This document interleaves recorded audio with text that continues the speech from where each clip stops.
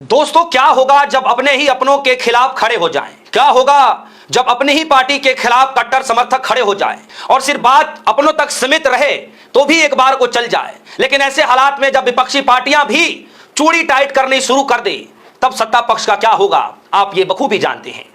दोस्तों, खबर क्या है उस पर तो मैं आऊंगा ही, लेकिन मैं बता दूं पिछले 20-22 दिनों में जितनी घटनाक्रम देखने को मिली हैं, जो समझने को मिली हैं, उससे यह साफ तौर पर संकेत दे रहा है कि अब प्रधानमंत्री मोदी जी के ऊपर बहुत ही ज्यादा प्रेशर बढ़ चुका है। न सिर्फ प्रधानमंत्री मोदी जी के ऊपर बल्कि देश के गृह मंत्री अमित शाह जी के ऊपर भी बहुत बड़ा प्रेशर पड़ चुका है, जिसका जवाब अब या फिर कह सकते हैं कि चुप्पी तोड़ने का अब समय आ गया है। तो जवाब क्या दिया जाएगा, जवाबदेही किसकी तय की जाएगी, क्या कुछ होगा, यह एक अलग मसला है।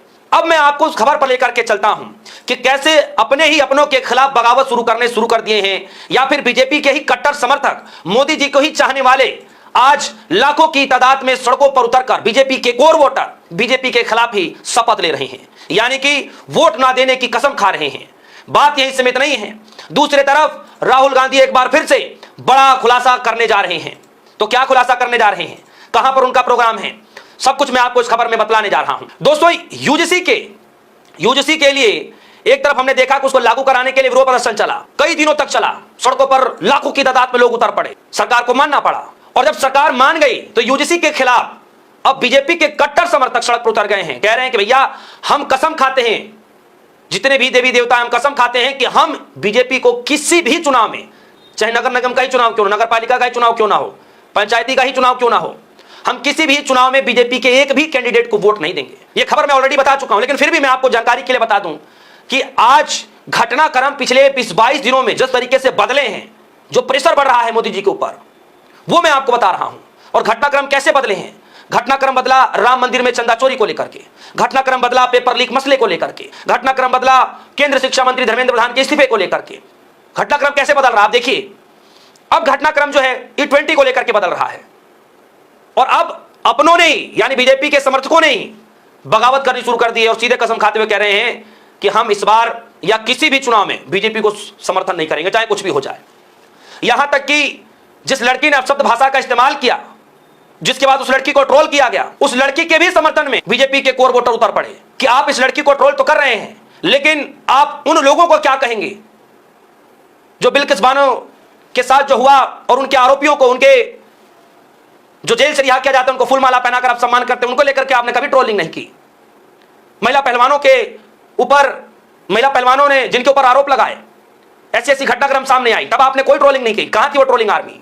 ये सवाल आज बीजेपी के कट्टर वोटर पूछ रहे हैं। तो कुल मिलाकर के दोस्तों, यूजीसी रोल बैक करने के लिए अब सड़क पर मोदी जी के कट्टर समर्थक उतर पड़े हैं। जयपुर के अंदर हमने देखा किस तरीके से जो है कई बड़े लीडर जो है वहां पर उतरे, और इसमें बताया जा रहा है कि जयपुर में राजपूत समुदाय से जुड़ी करणी सेना के सदस्य यूजीसी एक्ट और रेगुलेशन 2026 के खिलाफ जल्द विरोध मार्च निकालने की तैयारी में है, फिर से निकालने की तैयारी में है। इससे पहले प्रदर्शनकारी सड़क पर भी उतरे थे। राजपूत आप राजस्थान लिख रहे हैं, अभी तो सिर्फ जयपुर में यूजीसी का विरोध क्या है, जिससे बीजेपी उपचुनाव में 2 सीटों पर हार गई। अगर यह विरोध देश भर में हुआ तो फिर क्या होगा? इस तरीके के ट्वीट अब आने शुरू हो रहे हैं। दूसरी तरफ दोस्तों, अभी तो बीजेपी अपने आप में घिरी हुई है, दूसरी तरफ राहुल गांधी एक भी मौका अपने हाथ से जाने नहीं देना चाहते हैं। चाहे छात्रों का मसला हो, चाहे चंदा चोरी का मसला हो, चाहे छात्रों को लाठीचार्ज का मसला हो, चाहे कोई भी भ्रष्टाचार का मसला हो, राहुल गांधी चाहे इंटरनेशनल कोई मसला क्यों ना हो, कोई अपने हाथ से मुद्दा जाने नहीं देना चाहते। और आज भी राहुल गांधी ने एक बड़ा ट्वीट किया है। क्या ट्वीट किया है मैं आपको पढ़ करके बता दूं कि किस तरीके से वो बता रहे हैं। लिख रहे हैं, in Kota we expose the extortion machine feeding on student dreams. In Dehradun, we expose the rigged system behind paper leak that destroy countless lives. In Prayagraj, we will expose the reality of the job crisis. The students of our country have stood up against this oppressive rig. They will no longer accept empty promises and hate-filled propaganda. We will ensure their voices are heard across the country. Rahul Gandhi इस बात को कह रहे हैं कि हमने जो है कोटा के अंदर छात्रों के सपनों पर पल रही वसूली की व्यवस्था को उजागर किया गया। किस तरीके से भाई एग्जाम के नाम पर वसूली की जाती है, ये राहुल गांधी ने खुलासा किया। और कितना वसूली किया जाता है, कितना पैसा फंड कलेक्ट कर लिया जाता है, वो राहुल गांधी ने एक्सपोज किया कि कितने मंत्रालयों का पैसा कलेक्ट हो जाता है। जब देहरादून के अंदर राहुल गांधी गए, वहां भी उन्होंने खुलासा किया। क्या खुलासा किया? हमने पेपर लीक उस तंत्र का पर्दाफाश किया जिसने अनगिनत युवाओं के भविष्य को दांव पर लगा दिया। कि किस तरीके के एग्जाम होते हैं, पेपर लीक होते हैं और उन बच्चों का समय गुजर जाता है, उसके बाद वो एग्जाम देने के लायक नहीं रहते हैं, उसके बाद आगे भविष्य में उनकी बहुत चुनौतियां बढ़ जाती हैं। तो भविष्य को दांव पर लगाने वाला जो पर्दाफाश किया है वो राहुल गांधी ने देहरादून के अंदर किया। हमने देखा किस तरीके से जोरदार भाषण दिया, लाखों की तादाद में पब्लिक वहां मौजूद रही। कोटा के अंदर भी जोरदार जो है शुरुआत देखने को मिला, क्योंकि ये जो प्रोग्राम है छात्रों की गूंज, जो एक कैंपेन है वो कोटा से शुरुआत हुआ। कोटा में किस तरीके से राहुल गांधी ने बाकायदा पूरे पेरेंट्स के साथ, बच्चों के साथ रैंडमली उठा करके वो बातचीत करने शुरू कर देते हैं, डायरेक्ट संवाद करते हैं, उसकी पोल पट्टी खोलते हैं, बाकायदा प्रेजेंटेशन दिखा करके जो सरकार को घेरते हैं। देहरादून के अंदर में भी कुछ ऐसा ही करते हैं।